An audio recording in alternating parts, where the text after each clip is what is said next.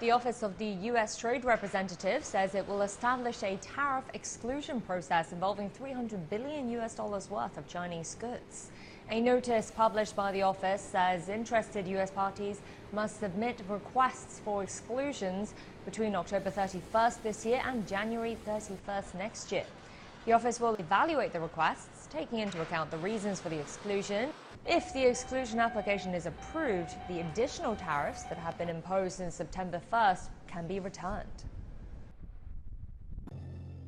The ninth Beijing Shangshan Forum concluded Tuesday in a pleasant atmosphere. In 3 days, over 1,300 international participants took part in everything from cordial talks to sharp blows on the regional and global security and defense issues. Nations are looking for peace and security. This is a great forum where so many countries are represented, and people have talked about their concerns, their issues, and there has been a great discussion, both formal and informal. One of the biggest concerns is in international arms control, where its main treaty is impacted, and the nuclear non-proliferation mechanism has been challenged. We are entering the time of complete unpredictability, no strategic stability, no solid relations. And more voices are speaking up about it on humanitarian crisis. It is very important for humanitarian reasons to make sure that we have the proper treaties and framework in place in order for the use of means and methods of warfare to be consistent with international humanitarian law. For reasons like these, people gathered at the forum to talk even when substantial results were few, but chances remain.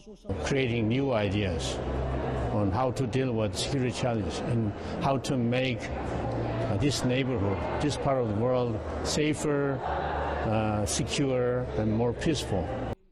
A special session was held on China's stance and efforts in regional and global security, where the clear signal was sent that China welcomes the cooperation while at the same time is strongly against unilateralism, protectionism, and interference in the internal affairs of other countries. Following the Chinese defense minister's speech, after opening remarks on Monday, other officials weighed in. We will not convert development achievements of other countries. We'll never let others ruin our security and stability. We will never trade with our core interests, never on land or sea, never in Taiwan, Hong Kong, or in Xinjiang and Tibet. The 3-day forum went from preliminary talks to plenary and panel discussions, and now it links participants in thinking about a possible shared future for all. China unveils its most comprehensive and resolute plan in years for a better business environment. The regulation on optimizing the business environment, set to go into effect January the 1st, outlines measures to address existing concerns. The regulation makes it clear that China will further relax its market entry rules. It promises a level playing field for all market entities entering industries outside the negative list. The list, which lays out what sectors overseas investors have no or limited access to, will also shorten. The regulation also pledges several new establishments to facilitate intellectual property rights protection, including a punitive damage system, a fast response collaborative mechanism, and a dispute settlement mechanism. We're launching regulations to give more vitality and creativity to market players. A better business environment will help boost economic growth and employment.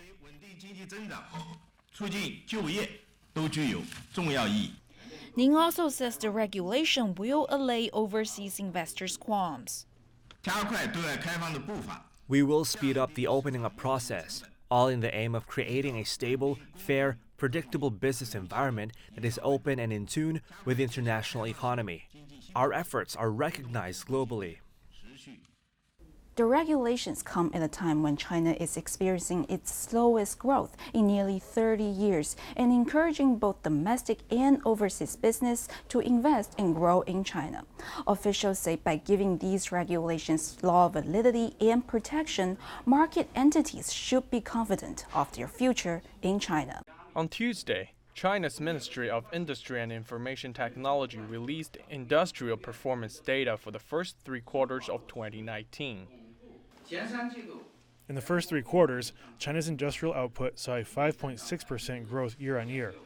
That's within the annual target range of 5.5 to 6%. As China's industrial output expanded 5% year-on-year in the 3rd quarter, its growth rate was 1.5 percentage points lower than the 1st quarter, and 0.6 percentage points lower than the 2nd quarter. Officials say this reflects the good performance of industrial restructuring and the new driving forces.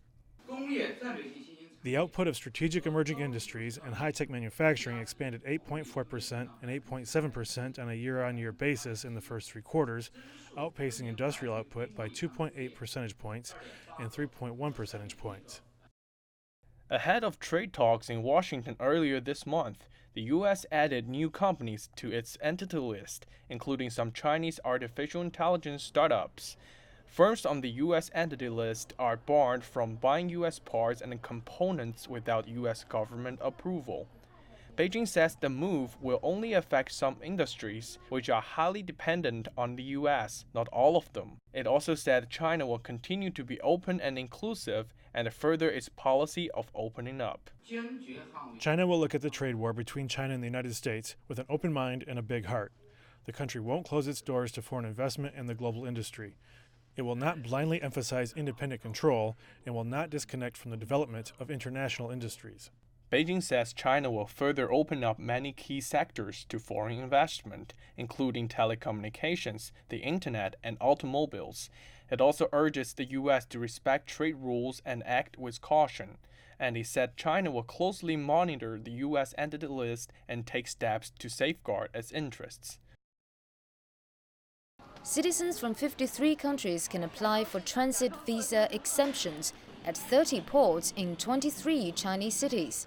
Starting from December the 1st, transportation centers in the cities of Chongqing, Xi'an, Ningbo, and Chengdu would allow foreigners to travel with a visa exemption of 6 days.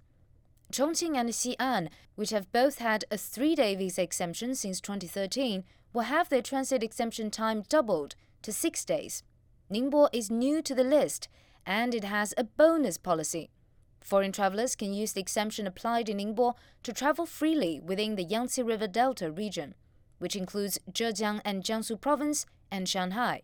Exemptions applied in Chengdu will now cover an enlarged radius of 11 cities in central China's Sichuan province. Officials say the prolonged exemptions will benefit foreign tourists and traveling businessmen. The new policies will help these cities upgrade their tourism industries and let foreign travelers enjoy their trips without worrying about a time limit. They will also be convenient for foreign businessmen on short trips, making these cities more competitive in business activities. We hope more foreign guests can see the prosperity and liveliness of the cities for themselves. After the new policies are implemented, 20 Chinese cities will be able to give out 6-day visa exemptions. 3 cities will continue to give out 3-day exemptions. They cover most of China's coastal areas, transportation hubs, and trade centers. The 5G era is all about high speed, but that's not the only thing Huawei is promising with its 2nd generation of 5G smartphones. Extra-large sensors will reshape the photo and video experience for users, with added convenience to actions like taking screenshots and browsing between web pages. We also added a special sensor for the user's position. The phone can automatically rotate the screen based on the orientation of the user's face, and it will identify whether the user is the owner of the phone.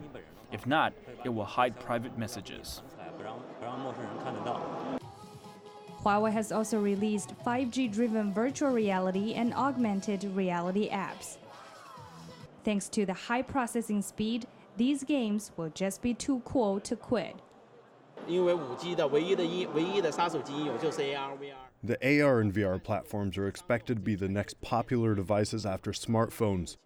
but they will only get big as the commercialization of 5G develops. The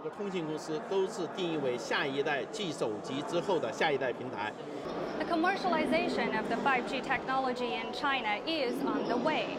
Besides its application in places like airports and traffic departments for management and control purposes, the release of Huawei's 5G phone is finally going to give us direct experiences of what 5G can actually do to our lives.